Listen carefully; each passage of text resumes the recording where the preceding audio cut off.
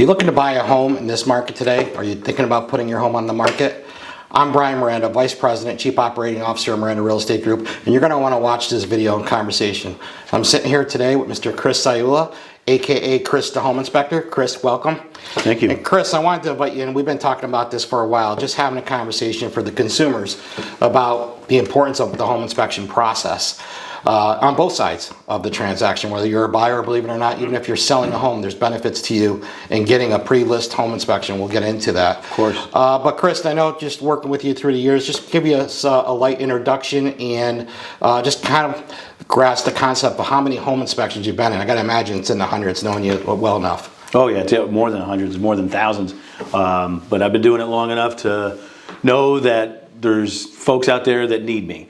I know that probably sounds like a bad answer to that sort of thing, but I've been in over 10,000 homes. Yeah. And you know, there was years, I don't know about now, but I'm getting a little older. There was years where I did over 600 myself. What got you into the business?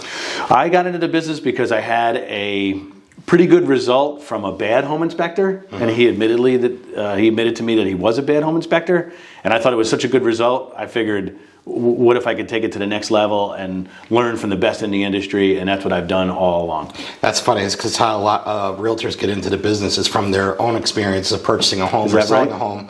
You know, what they dealt with, either they had a realtor that inspired them in a good way or in a bad way, and saying, you know what, I could do a better job and I want to get into this industry. So makes sense. It's interesting to see the commonality there. Agreed. So as part of a real estate transaction, you know, there's people that are two sides of the equation. They think that there's home inspections a must, and there's some people, unfortunately, in the market that we're in right now, we're so competitive, they're using waiving inspections as an option. I understand. And I know you and I have talked about, you know, I'm from the school that you could either pay now or you could pay later, but you're going to pay. So true. I understand that, you know, people want to be able to win the deal, but there's other ways around it. What would you say to a buyer right now that's looking to buy a home and they're up against this wall where their competition, they can't control their competition, the competition's waiving the home inspection? How could they still be effective competing for winning the bid and getting their offer accepted and get around the whole inspection contingency? What's your recommendation? Great question, and I agree with your statement. You know, you pay now or pay later, it all comes out in a wash, but they could waive contingencies, right? So it almost sounds like the same thing, maybe not as sensational to the home seller, but they can waive contingencies, and that way whatever comes up on the home inspection, it's ceremonial, they won't be able to ask for anything. Or, as you know, you can raise the threshold. Right. In our industry right now, we're working on a $2,000 threshold typically, but you can raise it to 3 or 4 or 5 or 10. If you can afford 10 to 20 and it seems affordable to you, and if you have a partner that you're going into the home with, would make sense, because that'll make you competitive. Are you seeing buyers that are asking you to go on a quick abbreviated home inspection before they submit their offer, so that they have a little bit more confidence? Yeah, quite often. Talk about what that looks like. Well, it's actually the same thing. I try to rush along as far as explaining everything to them while they're there, because we only have so much time to look. But it's abbreviated as far as our time goes, but I'll collect just the same data I would have during a typical home inspection, and then I could still write a report or not. I will give a little bit of a break for no reports. However, it's better to have that report than you have a manual in which to follow. But I'm doing those if I have the time. A lot of people are asking me for that day or the next day. Sometimes I have it, and sometimes I don't. Right. So, full disclosure here, neither one of us are attorneys. We before considering waiving, you know, obviously discuss it with your realtor, but also discuss with your attorney the pros and cons should you enter a contract and waive contingencies. But you can't control your competition, right? So true. So we would never recommend waiving home inspections. I just want to go on record and saying that. But I can't say that your competition wouldn't do it. So there are ways around, there are effective ways around it where you could still be competitive and still have that assurance of knowing that at least someone like Chris has been through the property and just giving a physical update on the condition of the property. You know, there's this myth out there that did it pass or did it fail, versus your approach is more of educating the buyer.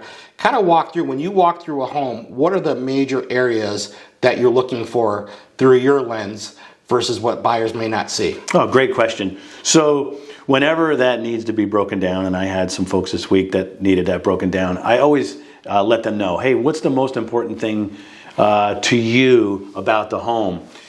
Is it the foundation? It's a trick question. Yes. Is it the roof? Another trick question. Yes. You can't have a successful house or a comfortable house or a healthy house with a leaky roof. And then, hey, do you have a heating system? And what kind of conditions it's in? I feel like those are the trifectas, right? If you can walk in and say that those 3 things are good or great, you've got a great home. Yeah. You can almost walk away, go get some margaritas somewhere or something of the like. Let's talk about when the home inspection's actually scheduled, right? Who should attend? Because I know sometimes you probably get home inspections that you get ordered and the buyer doesn't even show up. How important is it to educate the buyer on the condition of the home? Would you rather that you walk them through the house and answer some of their questions, or you rather just stay out of your way and let you do your thing? It all depends. I guess the latter. Yeah. I guess I would, I would always appreciate, when you're working, do you want someone staring at you? Right.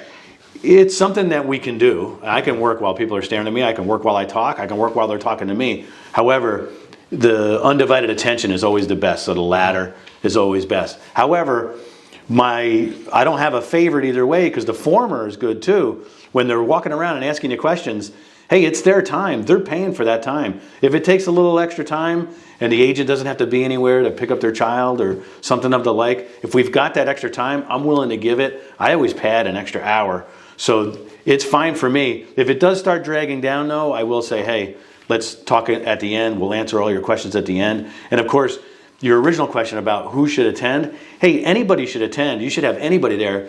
If it looks a little bit like of a carnival, I guess, maybe scale it back. Yeah, scale it back. Maybe say, hey, you're only here for 20 minutes. Okay. But the important people should be there for the entire time. Somebody, obviously, the people who are on the contract. But then I always say, if there's someone whose opinion you value before you make a major decision, they should probably be there. I agree. Right? Even if they're being negative, right, which happens a lot with buyers' dads. Forgive buyers' dads. I'm a buyer's dad. My son bought a house, and I was being a buyer's dad a little. Yeah. But there's some buyer's dads that you really can't control at first. But I've never had an issue where you couldn't calm down the buyer's dad or a parent. Yeah. Now, when you're walking through the property, obviously you're looking at maintenance items and giving them some updates of what they should put some money aside for in the future. Yeah. Most homes that you go in, I can imagine, are not new construction, brand new, so they have some depreciation, some wear and tear. True. How do you distinguish in your conversation between, hey, this is a maintenance item, something you should look out for, put a little money aside, maybe 5-10 years down the road, versus the buyer being scared and thinking it's a major item? Oh, great question. Give some examples of those. Oh, great question. So this week I was on a home inspection where they didn't attend. They both elected to not attend. They had so much confidence in the house, and still do. Yeah. However, there was a little unraveling when they noticed, hey, you said there's cracks in the foundation, and you only showed us minor cracks. Where's the major cracks? Right. Well, I said there was minimal cracks in this particular case. Yeah. So that would be a case where you want it to be transparent that the cracks are not a big deal, but they're going to be a big deal for them temporarily. And we were able to show them, myself and the agent, that it wasn't a big deal and nothing they should be scared from. But the maintenance items are things that should fall into, how often do you call the guy or gal to service your HVAC systems, whether you have cooling and AC, whether you have cooling and heat or just heat, how often that should be done, what time of year it should be done. Those are the maintenance items. And then, of course, cleaning gutters, that sort of stuff, and then relying on pros for that sort of stuff too. I pretty much recommend that you rely on pros for everything, but there are going to be some DIYers, especially maintenance. What about like roofs if they're not leaking but they're older? Right? Great what question. Type of explanation do you give the buyers? Do you tell them, hey, this needs a new roof? Is that considered a major? Or is that this is something that it's working right now, but you might want to put some money aside? What's your approach typically? Great question. I always approach it with an analogy. I love analogies, as you know, Brian. Mm-hmm. I always compare it to a pair of tires. Yeah. Hey, can you drive it across country? Right? Right. It's not going to go that long, right? Hey, can you drive around, maybe go get some milk with it? Yeah, thank you. Can you drive around, maybe go get some milk with those tires? Go back and forth to work for a couple more months? That sort of stuff. Because no one can really tell you how long you've got left. And just like a tire store, if you go into a tire store and they're a little bald, they're going to sell you a set of tires. So same thing with a roofing company. They're going to come in and try to sell you a roof. But at the end of the day, if it's not too brittle and we don't have too much stone loss, right. Again, we've got some tread on the tires. It'll pass inspection. However, it's something to be mindful for your estimates. Yeah. And going back, we're not trying to scare people from buying a home. It's a major investment, right? Of course. Like I said, there's some things that you might pay more for a house now, or you're going to pay for it later on. Right. Some way if you ignore things. And even the ones that look perfectly fine, right? Oh, my uncle is a contractor. He went through the house. He didn't see anything. Mm-hmm. Let's talk about some invisible deal breakers, such as radon, mold. A lot of times I'm sure you're walking through basements or even in the attics and you find water has penetrated and it's going to wreak some havoc. Talk about some of those items. So true. So mold is a great example of a hidden defect that we just don't go down in our basements or crawl spaces, especially crawl spaces, and look up. And it's easy to clean. Yeah. If you're just cleaning, you're talking about several thousands of dollars, and it's not that big of a deal for a pro to take care of it. And then other hidden items are, like you said, a leak in the roof that was really hard to see because we're in those corners, and that can wreak havoc because it can get into the home. Another hidden defect that comes up a lot in the summertime, and it should be paid more attention to in the summertime. However, everybody pays attention to it in the winter because we had a winter like that this year, the ice damming winter. Gotcha. Right? Lack of ventilation in the attic. We should always be looking at the summer heat in the attic. It should be a little warmer in there, especially on a non-breezy day. Mm-hmm. However, if it's super duper warm in there and we don't have mold, we're not going to recommend that the ventilation is a major, although it should be paid attention to. Right. And sometimes I'll say, hey, this is a potential major concern, especially on a younger house. The house is only about 7 years old and it's got a lot of sunlight. It hasn't gotten mold yet. Right. And then the ice damming is something that's coming. So what can they do to improve the ventilation? Great question. So if you do have soffit ventilation, like your house was built in the last 20, 30 years, and you do have those soffits, pulling back that insulation, adding better ridge vents, wider ridge vents, cutting them wider. Really important, a power fan on the center of the rear roof. It's really simple stuff, and it's almost in all of my inspection reports. Right. Is there something right now that you see just going on in this market right now, being on so many inspections, that's really been a major deal killer? Or is it just depends on the situation, depends on the property? Great question.